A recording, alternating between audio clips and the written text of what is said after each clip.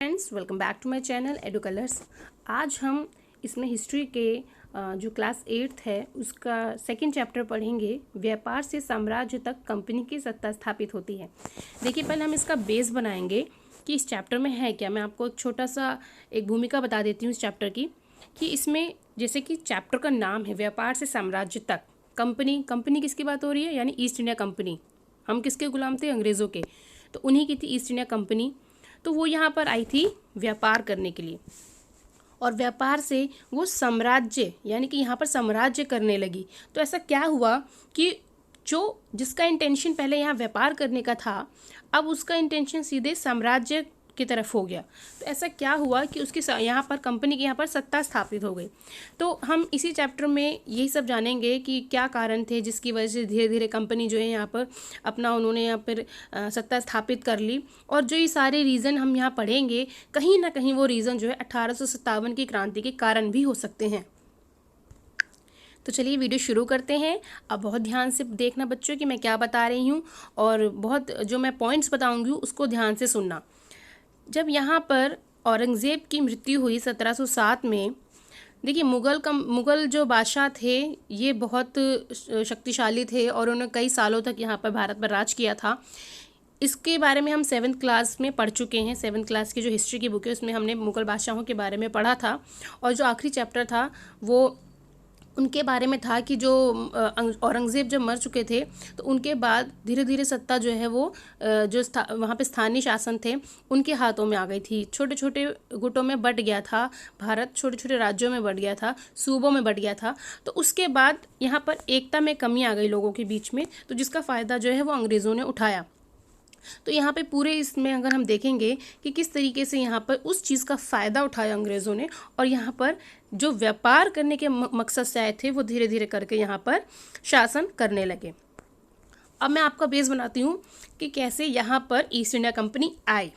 देखिए, अगर आप ग्लोब में देखेंगे तो भारत की जो स्थिति है वो पूर्व की साइड है, यानी उत्तर पूर्व की साइड है ग्लोब में। और अगर हम एशिया महाद्वीप में देखेंगे तो दक्षिण पूर्व में उसकी स्थिति आती है। तो यहाँ पर आप जो मैप देख रहे हैं ये जो है ये ब्रिटेन है, ब्रिटिश आइलैंड यहाँ पे लिखा हुआ है। तो यहाँ पर क्या हुआ कि देखिए, सबसे पहले तो इंडिया में जो थे वो पुर्तगाली आए थे। 1498 एडी में जो है वास्को डी गामा जो है वो खोज करते हुए यहाँ पर भारत पहुँचे थे, भारत के दक्षिण में पहुँचे थे कालीकट में। तो यहाँ पर जब वो आए थे तो उसके बाद यहाँ से जब वो वापस गए वास्को डी गामा, तो यहाँ पर देखा कि भाई यहाँ पे बहुत अच्छा काली मिर्च मिलता है, यहाँ पे बहुत अच्छे गरम मसाले हैं, यहाँ का कपड़ा बहुत मुलायम है, बहुत सफ़ेद चमकदार है। तो जब वो वापस अपने देश गए उसके बाद धीरे धीरे करके वो यूरोप के अन्य देशों में भी फैल गया कि भाई एक इंडिया नाम की कंट्री है जहाँ पर ये चीज़ें बहुत अच्छी मिलती हैं। तो एक कंपटीशन बढ़ गया, और उसी कंपटीशन की वजह से यहाँ पर ब्रिटिश भी फ्रांसीसी भी आए, यहाँ पर डच भी आए, यहाँ पर ब्रिटिश भी आए। तो क्या हुआ कि जो ब्रिटिश की जो अगर आप देखेंगे व्यापारिक मार्ग देखेंगे तो देखिए यहाँ से इस तरह अटलांटिक महासागर से होते हुए केप ऑफ गुड होप, ये देख रहे हैं आप, केप ऑफ गुड होप से होते हुए यहाँ पर वो बम्बई पहुँचे। ठीक है, यहाँ पर वो मद्रास, उसके बाद कलकत्ता। आप देखिए ये तीन, बम्बई, मद्रास, कलकत्ता, ये तीन प्रेसिडेंसी ऐसी थी जिसमें जो ब्रिटिश थे उनकी खास दिलचस्पी थी, जिसमें से कलकत्ता में उनकी खास दिलचस्पी थी। अब हम ये देखते हैं कि उनका आना कैसे हुआ। 1600 ईस्ट इंडिया कंपनी जो है 1600 ईस्वी में जो है स्थापित हुई थी। तो इंग्लैंड की जो रानी थी महारानी एलिजाबेथ प्रथम, तो उन्होंने एक चार्टर जो है वो हर 20 साल बाद जो है वो रिन्यू होता था। तो उस चार्टर में उन्होंने एक तरीके से परमिशन दे दिया कि जाइए आप, इंग्लैंड की तरफ से एक कंपनी है ईस्ट इंडिया कंपनी, इसको हम परमिशन देते हैं कि वो भारत में जाके व्यापार करे। ठीक है, व्यापार करे, ये बात ध्यान सुनिएगा, व्यापार करने के लिए आई थी। तो इंग्लैंड की कोई और कंपनी नहीं आ सकती थी, क्योंकि महारानी ने ईस्ट इंडिया कंपनी को ये इजाज़त दी थी कि वो जाकर कंपटीशन करे, वहाँ पर जाके व्यापार करे, और जो दूसरे यूरोपीय देश वहाँ पर जाके बसे हुए हैं भारत में उनसे जाके कंपटीशन करे। तो ईस्ट इंडिया कंपनी के पास एक तरीके से एकाधिकार हो गया। एकाधिकार का मतलब होता है मोनोपोली, यानी कि उसी के पास अधिकार है इंग्लैंड में कि वो इंग्लैंड से सिर्फ एकमात्र ईस्ट इंडिया कंपनी ही है जो वो यहाँ पर व्यापार कर सकती है, और कोई व्यापार नहीं कर सकता इंग्लैंड की तरफ से। तो फिर वो समुद्र के रास्ते जो है वो यहाँ पर नए रास्ते को देखते हुए यहाँ पर आए, भारत की तरफ आए। और यहाँ पर अब देखिए, जैसे मैंने कि आपको पहले बताया कि यहाँ पे मसाले और जो कपड़ा है यहाँ का वो बहुत फेमस था यूरोप के बाज़ार में, जिसकी वजह से जो अन्य यूरोपीय देश हैं वो भी इसकी तरफ, भारत की तरफ आकर्षित हुए। तो ये लोग यहाँ पर आए, जैसे कि मैंने बताया था आपको, अटलांटिक महासागर से होते हुए केप ऑफ गुड होप का चक्कर लगाकर हिंद महासागर पार करते हुए वो लोग यहाँ पर आए। पहले पुर्तगाली, उसके बाद ब्रिटिश, ठीक है। उसके बाद चलिए अब हम बात करते हैं कि यहाँ पर क्या क्या फेमस था। यहाँ पर काली मिर्च, लौंग, इलायची, दालचीनी की ज़बरदस्त मांग थी। कहाँ पर? यूरोप के बाज़ारों में। सूती कपड़े, रेशम की ज़बरदस्त मांग थी। और सब जानते थे कि ये भारत एक ऐसा देश है जहाँ पर व्यापार किया जा सकता है, और वहाँ से सामान लेकर अपने देश में जब वो लेके जाएंगे तो उसे ऊँचे दामों में बेचेंगे, क्योंकि वो अच्छी क्वालिटी के हैं, अच्छे दिखते हैं और बहुत फेमस हैं, तो उनको ऊँचे दामों पर बेचा जा सकता है, जिससे कि जो भी कंपनी यहाँ पर आ रही है वो अपने देश में जाकर खूब मुनाफा कमाए। और एक तरीके से हर कंपनी के बीच में, चाहे वो पुर्तगाली ईस्ट इंडिया कंपनी हो या चाहे ब्रिटिश ईस्ट इंडिया कंपनी हो या फ्रांस की कोई कंपनी हो, तो इनके बीच में एक कंपटीशन सा होने लगा कि कौन ज़्यादा मुनाफा कमाएगा।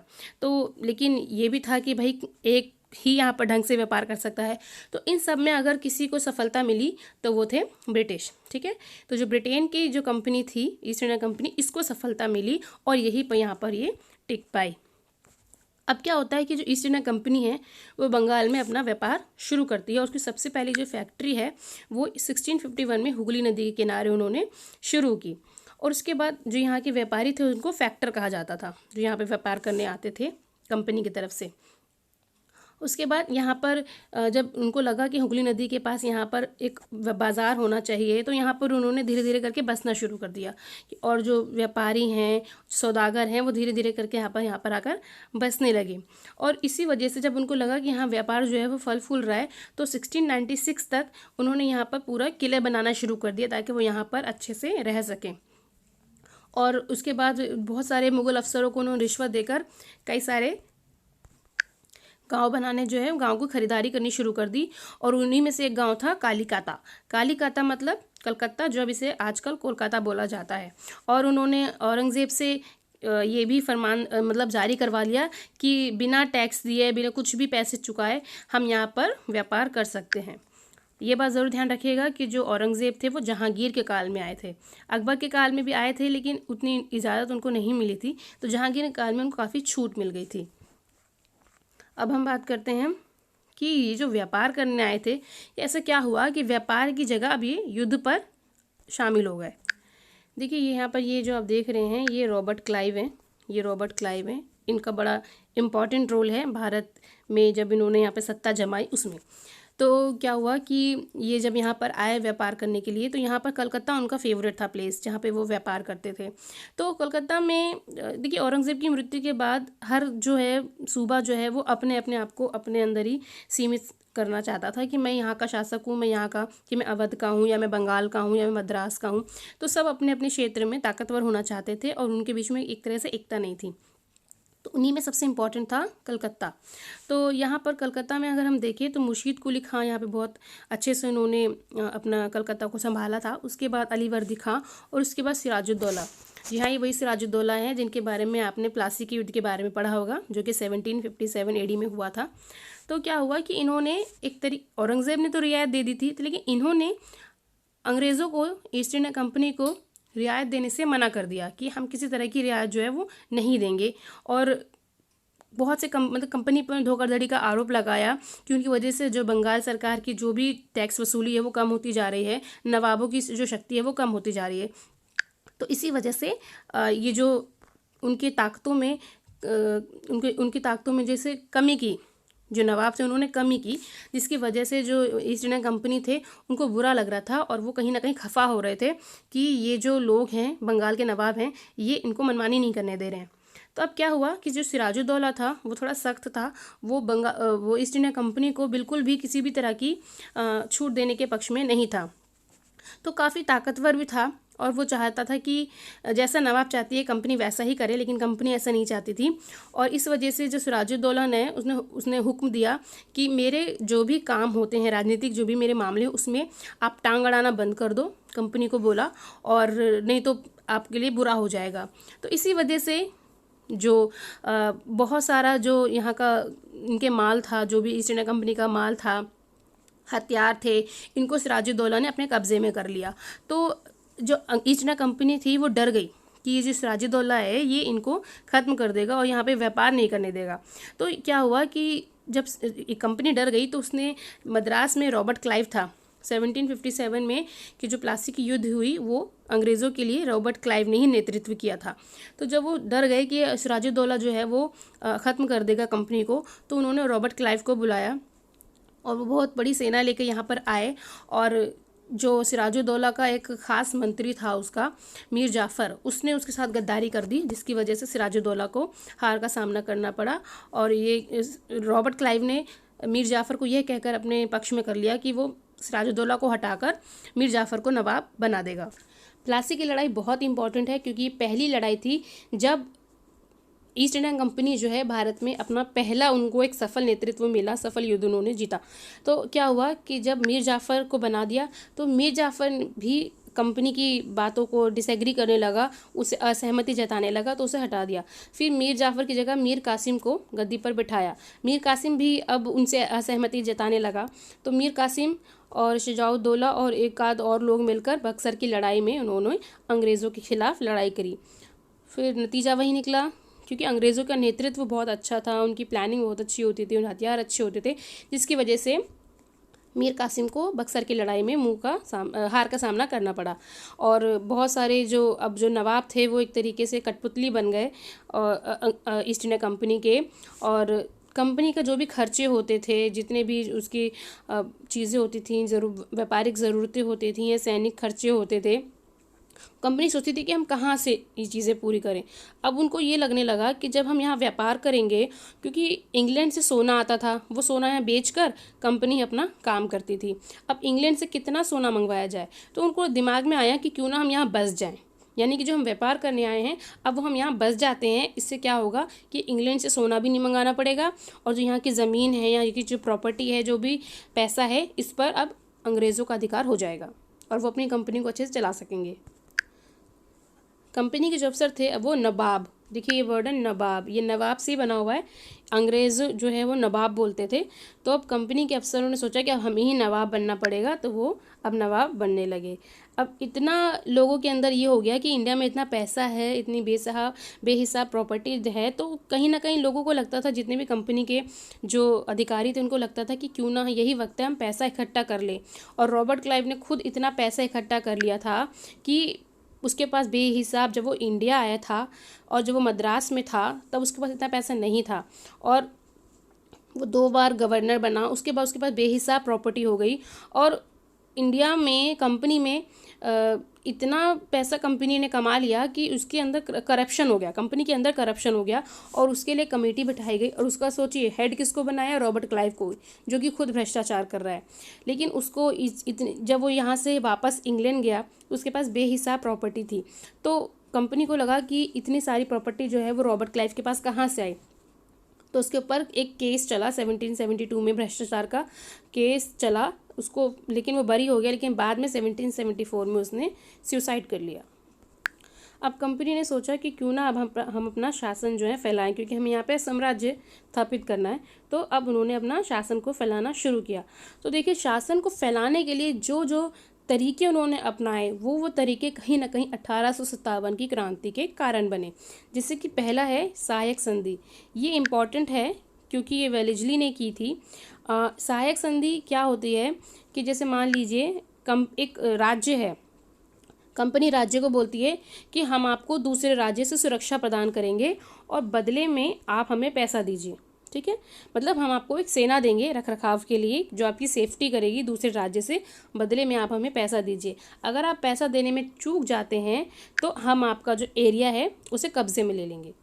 ये तो एक तरह की दादागिरी हो गई, है ना। लेकिन फिर भी अंग्रेज़ों की बातों को मानने के लिए जो राज्य थे वो मजबूर हो गए और इसीलिए जो वेलेस्ली है उसने जो कि 1798 से और 1805 तक इसने शासन किया था।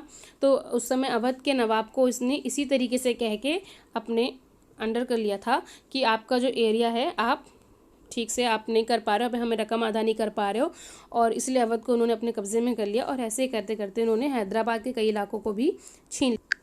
अब हम आते हैं टीपू सुल्तान, वेरी इंपॉर्टेंट। टीपू सुल्तान जो है इनको शेरे मैसूर भी बोला जाता था। मैसूर के एक राजा थे ये। इनके जो पिता थे हैदर अली, वो भी महान शासक थे, और अंग्रेज़ों और मैसूर के बीच में 4 युद्ध हुए हैं जिन्हें आंगल मैसूर, आंगल मीन्स अंग्रेज़, आंगल मैसूर युद्ध बोला जाता है। और यह आंगल मैसूर युद्ध जो है 4 में से 2 हैदर अली के काल में और 2 टीपू सुल्तान के काल में किए गए थे। तो टीपू सुल्तान जो है वो अंग्रेज़ों के सामने झुकने वाले नहीं थे। तो इन्होंने कहा कि जो भी साउथ में, जैसे कर्नाटक के एरिया में थे, और जो मालाबार तट है, जैसे कि ये है, ठीक है ना, तो ये वाला जो एरिया है ये मालाबार तट है। तो ये जो मालाबार तट है, यहाँ पर बहुत सारा इलायची और काली मिर्च, कपड़ा, यहाँ पे सूती कपड़ा, रेशम यहाँ पे बहुत फेमस था। तो यहाँ पे इन सब चीज़ों पे वो अपना अधिकार मतलब जमाए, वो यहाँ के व्यापार पे टीपू सुल्तान अपना अधिकार जमाते थे, क्योंकि उनको पता था कि वो उसको अच्छे से हैंडल कर लेंगे, और वो नहीं चाहते थे कि अंग्रेज़ उनके इन चीज़ों में दखल दें। और जो कंपनी है वो उनको यहाँ पर कारोबार करने से रोकना चाहती थी कि जो टीपू की जो ताकतें हैं वो धीरे धीरे कम हो जाए। तो टीपू सुल्तान ने भारत में रहने वाले जो फ्रांसीसी व्यापारी थे उनसे काफ़ी अच्छे संबंध बना लिए थे, और उनकी वजह से उन्होंने अपने क्षेत्र को अपनी सेना को काफ़ी एक आधुनिकीकरण किया था उन्होंने। तो फ्रेंच जो कंपनी थी वो टीपू सुल्तान की एक तरह से मित्र थी, और ईस्ट इंडिया कंपनी जो ब्रिटिश ईस्ट इंडिया कंपनी थी, टीपू सुल्तान उसको पसंद नहीं करते थे। तो आंगल मैसूर युद्ध जो है वो 4 युद्ध हुए हैं, तो 2 हैदर अली के काल में और 2 टीपू सुल्तान के काल में। तो जो यहाँ पे देख सकते हैं, यहाँ पे डेट दी हुई है, ये चारों इस काल में हुए थे। और जो 1799 में जो आखिरी युद्ध हुआ था, इसमें टीपू सुल्तान जो है वीरगति को प्राप्त हुए थे, और श्रीरंगपट्टनम की आखिरी संधि की वजह से कंपनी को सफलता मिली। और जब टीपू सुल्तान की मृत्यु हो गई तो मैसूर का जो कामकाज था, वो वेडियार राजवंश था एक पुराना, उसके हाथों में आ गया। अब हम बात करते हैं मराठों के बारे में। देखिए, मराठे भी जो थे वो योद्धा थे और काफ़ी समय तक इनका परचम लहरा था, किंतु पानीपत की जो तीसरी लड़ाई हुई थी इसमें इनको हार का सामना करना पड़ा था अहमद शाह अब्दाली के द्वारा। तो ये जो मराठों की जो शक्ति थी वो धीरे धीरे करके बट गई। सिंधिया, होलकर, गायकवाड़, भोसले और इन सब चीज़ों में, इन हिस्सों में बट गई। तो पेशवा इन सबको संभालते थे। तो जो मराठे थे वो काफ़ी हद तक लड़ते रहे, लेकिन अंग्रेज़ों ने इनको भी नहीं छोड़ा और आंगल मराठा करके इनके भी काफ़ी युद्ध हुए। और देखिए यहाँ पर मैं आपको बताती हूँ, 1782 में पहला जो मराठा युद्ध हुआ था सलबाई की संधि, 1782 में सलबाई की संधि के साथ खत्म हुआ, जिसमें कोई नहीं जीता था। फिर दूसरा अंग्रेज़ों का मराठा युद्ध हुआ था 1803 से 1805 में, और इसका नतीजा यह हुआ कि उड़ीसा और यमुना के उत्तर में जो स्थित आगरा व दिल्ली का जो क्षेत्र है वो अंग्रेज़ों के कब्जे में आ गया। 1817-19 के तीसरे अंग्रेज़ मराठा युद्ध में मराठों की ताकतों को पूरी तरीके से ख़त्म कर दिया गया, और जो एक नतीजा निकला वो ये निकला कि अंग्रेज़ जीत गए। अब आता है सर्वोच्चता का दावा। इसका मतलब है कि कंपनी ये कह रही है कि हम ही सर्वोच्च हैं, हमारी जो सत्ता है वो सर्वोच्च है और हम भारतीय राज्यों से ऊपर है, हमसे ऊपर भारतीय राज्य नहीं है। और ये सर्वोच्चता का दावा दिया था लॉर्ड हेस्टिंग्स ने। ये है लॉर्ड हेस्टिंग्स, ठीक है, ये दिखाती हूँ मैं आपको, ये है लॉर्ड हेस्टिंग्स। ओके, चलिए, तो ये जो सर्वोच्चता का दावा दिया था, तो इसके लिए कर्नाटक में एक रानी थी चेन्नम्मा, रानी चेन्नम्मा, किट्टूर की रानी थी। तो इन्होंने हथियार उठा लिए और अंग्रेज़ों को बोला कि आप सर्वोच्च नहीं हैं और आप हमारे मामलों में दखल नहीं दे सकते। तो उनको कब्ज़े में लेने के लिए उनके खिलाफ आंदोलन छोड़ दिया गया और उनको 1824 में कब्ज़े में ले लिया गया, और 1829 में उनकी जेल में मृत्यु हो गई। लेकिन उसके बावजूद भी एक चौकीदार थे रायन्ना, काफ़ी गरीब चौकीदार थे, उनके पक्ष में एक उनके समर्थन से ये जो विद्रोह है वो धीरे धीरे करके चलता गया और उन्होंने काफ़ी नुकसान पहुंचाया अंग्रेज़ों को। 1830 तक आते आते ईस्ट इंडिया कंपनी को रूस से डर लगने लगा था। उसको लग रहा था कि रूस जो है कहीं ना कहीं भारत का जो उत्तर पश्चिम इलाका है उस पर अपना प्रभाव छोड़ सकती है और उनको हासिल कर सकती है। तो इसीलिए अब जो अंग्रेज़ है वो उत्तर पश्चिम की तरफ गए और अफ़गानिस्तान के एरिया को उन्होंने चाहा कि हम उसको कवर कर लें। तो इस तरह से उन्होंने वहाँ पर भी आंग्ल जो अफ़गान थे, अफ़गानियों के साथ उन्होंने भी यहाँ पे लड़ाई करी। आंग्ल अफ़गान युद्ध बोलते हैं उसको। और उसके बाद फिर उन्होंने सिंध को भी कब्ज़े में लेने की कोशिश की और सिंध को भी उन्होंने 1843 में कब्ज़े में ले लिया। उसके बाद बारी आई पंजाब की। तो पंजाब में यहाँ पे एक राजा थे, महाराजा रणजीत सिंह। तो बहुत पंजाब के बहुत फेमस राजा हैं ये। तो उन्होंने यहाँ पर पंजाब में महाराजा रणजीत सिंह ने ईस्ट इंडिया कंपनी की दाल नहीं गलने दी, उनको यहाँ से भगा दिया। तो 1839 में जब उनकी मृत्यु हो गई तो उसके बाद यहाँ पर 1849 में अंग्रेज़ों ने पंजाब को भी अपने कब्ज़े में कर लिया। अब जो इम्पॉर्टेंट चीज़ है वो है विलय नीति। ये लॉर्ड डलहौजी ने की थी 1848 से 1856 के बीच में। ये गवर्नर जनरल थे भारत के। और इन्होंने क्या कहा था कि जो भी भारतीय राज्यों में, जैसे मान लीजिए जो शासक है, अगर उसकी मृत्यु हो जाती है और उसका कोई भी संतान यानी कि पुरुष वारिस नहीं है, तो जो उनकी संपत्ति है, जो उनकी रियासत है, वो अंग्रेज़ हड़प लेंगे, कंपनी हड़प लेगी, वो कंपनी का हिस्सा बन जाएगा। और इसी के चलते इन्होंने सतारा 1848, संबलपुर 1850, उदयपुर 1852, नागपुर 1853, झांसी 1854, ये सब जो एरिया हैं ये अंग्रेज़ों के हाथ में चले गए। और 1856 में अवध को इन्होंने कुशासन, यानी कि आप अवध का शासन ठीक तरीके से नहीं चला पा रहे हैं, कर्तव्य से आप बंधे हुए नहीं हैं, आप ठीक तरीके से नहीं कर पा रहे हैं, तो ये कह के उन्होंने कुशासन का आरोप लगाकर अवध को भी अपने कब्जे में ले लिया। इसी वजह से अवध जो है ये बढ़ चढ़ कर इन्होंने, अवध के लोगों ने 1857 की महान क्रांति में ये शामिल हुए थे। ये देखिए यहाँ पर 3 मैप देख रहे हैं आप इंडिया के। पहले वाले में आप देखिए जो येलो पोर्शन है सिर्फ यहीं तक अंग्रेज़ थे। उसके बाद देखिए थोड़े साल बाद यहाँ पर और इस एरिया में अंग्रेज़ जो हैं वो अपना सत्ता जमा चुके हैं। उसके बाद यहाँ पर 1857 तक देखिए, 1857 में भारत के ज़्यादातर हिस्से में अंग्रेज़ों का शासन स्थापित हो चुका है। कि जो आप येलो पोर्शन देख रहे हैं ये अंग्रेज़ों का शासन है। इस चैप्टर में एक और नाम इम्पॉर्टेंट है जिसने कंपनी को बहुत ताकत दी, वो है वॉरेन हेस्टिंग्स। ये 1773 से 1785 तक भारत के गवर्नर जनरल थे और इन्होंने बहुत अच्छा एक तरीके से अपना योगदान दिया था कंपनी को आगे बढ़ाने में। और ये उस समय 3 प्रेसिडेंसी थी, बंगाल, मद्रास और बम्बई। हर एक के पास अपना एक गवर्नर होता था और सबसे ऊपर गवर्नर जनरल होता था। तो वॉरेन हेस्टिंग्स जो है वो यहाँ के प्रशासकीय सुधारों के लिए जाने जाते हैं। इसके अलावा इनके काल में बहुत सारे सैनिक जो हैं, सैनिक जो ईस्ट इंडिया कंपनी की सेना थी उसमें भी काफ़ी चेंजेस आए, उनका आधुनिकीकरण हुआ, वो काफ़ी अच्छे हथियारों से लैस हुए। और इन्हीं के काल में रेगुलेटिंग एक्ट आया था जिसके तहत एक नए सुप्रीम कोर्ट की स्थापना की गई थी। ये सारी चीज़ें वॉरेन हेस्टिंग्स के काल में हुई। अगर हम इस चैप्टर के निष्कर्ष में देखें तो निष्कर्ष हमारा यही निकलता है कि जो कंपनी यहाँ पे व्यापार करने के मकसद से आई थी वो धीरे धीरे करके यहाँ की परिस्थितियों के हिसाब से यहाँ पे साम्राज्य सत्ता स्थापित करने लगी। और जो पहले, क्योंकि टेक्नोलॉजी ने भी कहीं ना कहीं साथ दिया, क्योंकि जो इंग्लैंड से या यूरोप से भारत में आने में पहले बहुत कम से कम 6 से 8 महीने लगते थे, तो लेकिन टेक्नोलॉजी के आ जाने से या भाप के इंजन की वजह से जो जहाज़ है वो फास्ट हो गए, उनकी स्पीड अच्छी हो गई और वो सिर्फ 3 हफ्तों में ही एक जगह से दूसरी जगह जाने लगे। और यही वजह थी कि भारत में जो ईस्ट इंडिया कंपनी का जो आवागमन था, जो व्यापार था, वो ठीक तरीके से जल्दी जल्दी होने लगा। और 1857 तक तो आते आते भारत में पूरी तरीके से ईस्ट इंडिया कंपनी ने अपनी यहाँ पर सत्ता फैला दी थी, जड़ फैला दी थी। और यहाँ के 63% जो लैंड एरिया था उस पर और यहाँ की 78% जनता को वो अपने सीधे डायरेक्ट कंट्रोल में कर चुके थे और इस प्रकार से ये पूरे भारत को अपने नियंत्रण में ले चुके थे। तो देखिए ये मेरा यहाँ चैप्टर कंप्लीट होता है। आज थोड़ा वीडियो बड़ा बन गया है क्योंकि मैंने काफ़ी चीज़ें समझाई हैं। तो बच्चों, अगर आपको मेरा वीडियो अच्छा लगता है तो please like, comment and share. मेरे चैनल को प्लीज़ सब्सक्राइब करें, साथ में लगे बेल आइकन को भी प्रेस कर दें। और ऐसे ही अब मैं आपके लिए एक सिविक्स का यानी पॉलिटी का चैप्टर बनाऊंगी, संविधान, वो अभी तक नहीं बनाए हैं तो मैं उस पर बनाऊंगी।